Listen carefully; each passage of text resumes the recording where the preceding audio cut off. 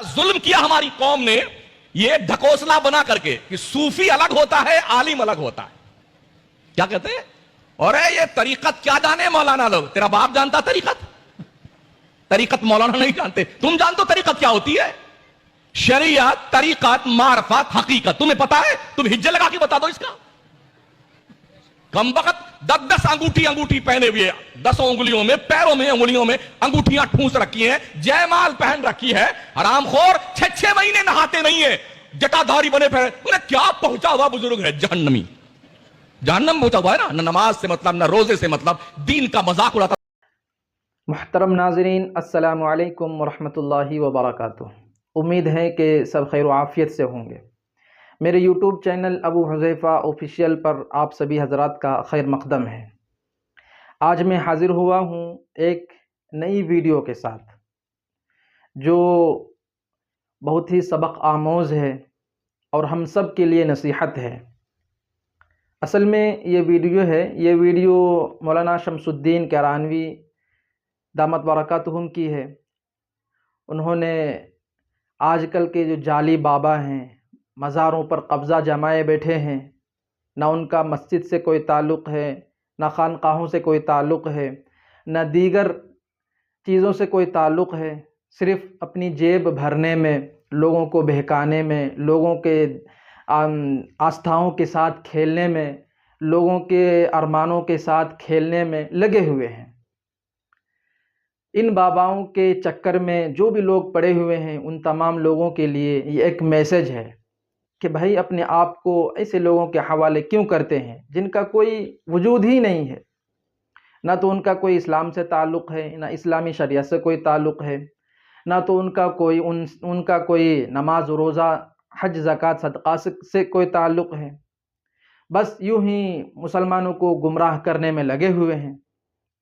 और बाकायदा मुसलमान कौम हमारी जाति भी है, नौजवान तबका है, मस्तूरात है, यानी औरतें हैं, वो सारे के सारे लगे पड़े हैं, भीड़ लगी हुई है ऐसे मज़ारों के पास, ऐसे लोगों के पास, ऐसे बाबाओं के पास जो गजेड़ी नशेरी न जाने कितनी किस्म की उनके पास नशे की चीज़ें होती हैं वो करते हैं।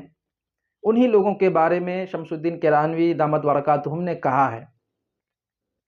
तो लिहाजा इस वीडियो को देखें, आखिर तक देखें और ख़ुद फ़ैसला करें। इनके हालात को देखें कि 10-10 अंगूठियाँ, 10 उंगली में 10 अंगूठियाँ पहने हुए हैं, हज़ारों किस्म के माला अपने गर्दन में लगाए बैठे हैं और मज़ारों के पास जाकर सज्जे करवाना, लोगों को जहन साजी करना, गलत तरीक़े दिखाना, गलत रास्ते पर लेकर जाना इन लोगों का शेवा बन चुका है। लिहाजा ऐसे बाबाओं से ख़ुद बचें, अपने मुआशरे को बचाने की फ़िक्र करें, अपने दोस्त व अहबाब को भी ऐसी जगहों पर जाने से रोकें, मना करें। हम अपने आप को इन ऐसे लोगों के हवाले क्यों कर दें जिनका कुछ वजूद नहीं है। अगर मस्तूरात जाना बंद कर दें, अगर औरतें जाना दरगाहों पर बंद कर दें तो ये तो सरे से बिल्कुल बंद हो जाएगा। यह हकीकत है और हकीकी बात है कि सबसे ज़्यादा जो तादाद होती हैं वो औरतों की होती हैं। वही औरतें अगर अपने घर में मुसल्ले पर बैठकर अल्लाह ताला के सामने 2 रकात नमाज पढ़ें और अपनी ज़रूरतों को मांगे तो अल्लाह ताला क्या उनकी ज़रूरतों को पूरी नहीं करेंगे? क्या अल्लाह ताला से ज़रूरतों को पूरी करवाने के लिए मन्नतें मांगना ज़रूरी है और मन्नत मानने के लिए उस दरगाह पर जाना ज़रूरी है? औरतों को कहाँ से दरगाह पर जाना जायज़ है?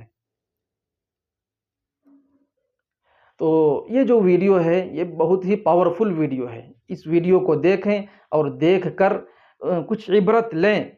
अपनी मुसलमान कौम से मैं अपील करता हूँ कि कुछ इबरत लें, देखें इन लोगों के हालात कैसे हैं, किस तरह के ये लोग ज़िंदगी गुजार रहे हैं, किस तरह लोगों के ईमान के साथ खिलवाड़ कर रहे हैं, लोगों की इबादत के साथ, लोगों के अक़ीदों के साथ, लोगों के आस्थाओं के साथ किस तरह ये लोग खिलवाड़ कर रहे हैं। लिहाजा इन लोगों को रोकना, इन लोगों से उम्मत को बचाना हम सब की ज़िम्मेदारी है। हम थोड़ा बहुत चढ़ावा दे देते हैं कि भाई मज़ार पर जाना जायज़ है, जा सकते हैं, तो ये जो जायज़ का जो लफ्ज़ है और जा सकते हैं का जो लफ्ज़ है, यहीं से खेल बिगड़ जाता है। आपने एक शोशा छोड़ दिया है कि जा सकते हैं। क्यों जा सकते हैं? कहाँ लिखा है कि औरतों को मस्तूरात को मज़ारों पर जाना, वहाँ पर बैठना, चक्कर लगाना और वहाँ पर उन बाबाओं के सामने अपने सर को झुकाना और वो बाबा एक झाड़ू लेकर के उनके सर पर मारेंगे। कहाँ से कहाँ लिखा हुआ है? हम मुसलमानों ने इनको बढ़ावा दिया है, तभी जाकर आज ये हालात देखने को मिल रहे हैं। हमारी गलती है।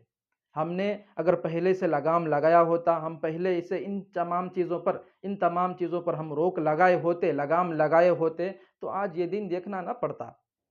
दोस्तों, ये जो सारी जो चीज़ें हैं, खुराफात, बिदआत जो हो रहे हैं, शिरकियाँ जो कामें हो रही हैं, इन तमाम चीज़ों को रोकना, उम्मत मुस्लिमा की ईमान की हिफाजत करना, उनकी इबादत की हिफाजत करना, उनके आमाल की हिफाजत करना हम सब की ज़िम्मेदारी है।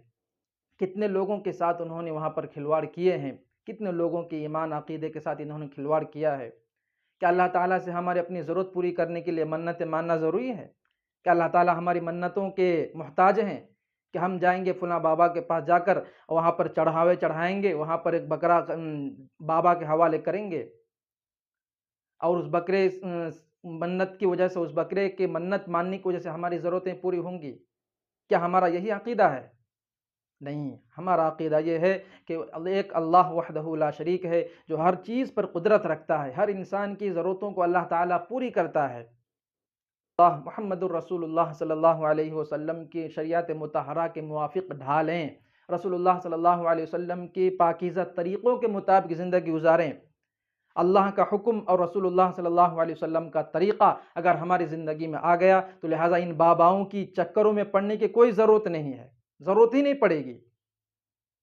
अपने आप को इनके हवाले करने की ज़रूरत ही नहीं पड़ेगी। हमने अल्लाह का दर छोड़ा है, हमने मुसल्ले को छोड़ा है, हमने कुरान और हदीस को छोड़ा है, लिहाजा इन तमाम चीज़ों की छोड़ने की वजह से हम दर दर की ठोकरें खा रहे हैं। कभी उस आमिल के पास जा रहे हैं, कभी उस बाबा के पास जा रहे हैं, कभी यहाँ जा रहे हैं, कभी वहाँ जा रहे हैं, कभी उस धामी के पास जा रहे हैं। बस हमारे अक़ीदे ख़राब हो चुके हैं और हमारे आमाल इस काबिल नहीं है। तो लिहाजा ये जो सारी चीज़ें हैं, इन सारी चीज़ों पर रोक लगाना है, इन सारी चीज़ों को रोकना है, अपने अपने मस्तूरात को रोकना है, अपने अपने घर के अफराद को रोकना है। इनसे कुछ नहीं होता, सिर्फ़ और सिर्फ़ एक अल्लाह वहदहू ला शरीक लहू है, जिसकी हम इबादत करेंगे। किस तरह इबादत करेंगे? जिस तरह रसूलुल्लाह सल्लल्लाहु अलैहि वसल्लम ने इबादत की है और कर कर हमें बतलाए हैं, सहाबाए कराम ने इबादतें की हैं और कर कर हमें बतला कर गए हैं, लिहाजा हम उसी तरीक़े की इबादत करेंगे। अल्लाह का हुक्म मानेंगे, रसूलुल्लाह सल्लल्लाहु अलैहि वसल्लम का तरीक़ा मानेंगे। मेरे भाइयों, हमें तो ज़िंदगी गुजारने के तरीक़े हमारे नबी ने सिखाए थे, हमने उस नबी की ज़िंदगी को ठुकरा दिया, हमने उस नबी के तरीक़े को छोड़ दिया, तो लिहाजा हम गुमराह होकर फिर रहे हैं, दर दर की ठोकरें खा रहे हैं। इसमें हमारी कमज़ोरी है, लिहाजा हम अपने आप को रसूलुल्लाह सल्लल्लाहु अलैहि वसल्लम की पाकीज़ा शरीयत मुतहरा पर अमल करने वाले बन जाएं, सारे के सारे मसले हमारे हल हो जाएंगे इंशाअल्लाह। लिहाजा इस वीडियो को देखें और देखकर गौर फिक्र करें कि किस तरह के ये लोग हैं और हम अपने आप को इनके हवाले कर दिए हैं। यार देखें, पहले वीडियो को देखें और देख करके खुद अंदाज़ा लगाएं कि इनके हालात कैसे हैं। इनके हालात, इनके ज़ाहिर ऐसे हैं तो इनकी बातिन कैसे होंगे। लिहाजा गौर से देखें और देख करके अंदाज़ा लगाएं और अपने दोस्तों अहबाब, अपने घर के मस्तूरात, घर की औरतें, घर के अफराद, इन तमाम लोगों को इन लोगों के चक्करों से बचाने की फ़िक्र करें। अल्लाह ताला हमें अमल की तौफ़ीक़ अता फ़रमाए। देखें, वीडियो को देखें।